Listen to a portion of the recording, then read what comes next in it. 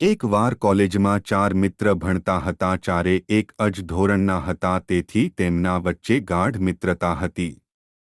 એક દિવસ કોલેજમાં અનાઉન્સમેન્ટ કરાયું કે થોડા દિવસ પછી તમારી પરીક્ષા લેવાશે.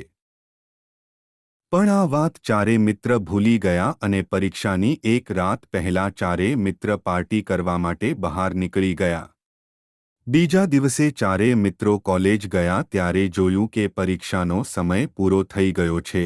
તો આ ચારેય મિત્રોએ એક પ્લાન બનાવ્યો. તેમણે પોતાના કપડા પર કારનું તેલ લગાવ્યું અને પ્રિન્સિપાલની કેબિનમાં જઈને પ્રિન્સિપાલને કહ્યું કે અમારી કારનું ટાયર ફાટી ગયું હતું, કાર પંચર થઈ ગઈ હતું. તેથી મોડું થતાં અમે પરીક્ષા આપી શક્યા નહીં.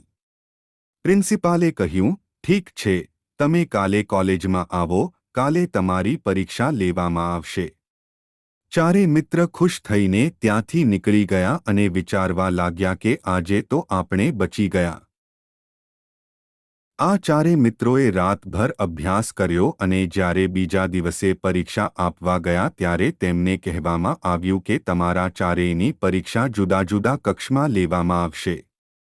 ચારે મિત્ર જુદા જુદા ક્લાસમાં બેસી ગયા.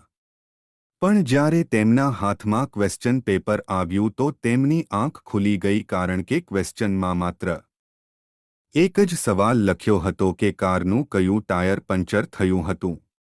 ચારે મિત્ર ચોંકી ગયા ત્યારે તેમણે તેમની ભૂલનો અહેસાસ થયો.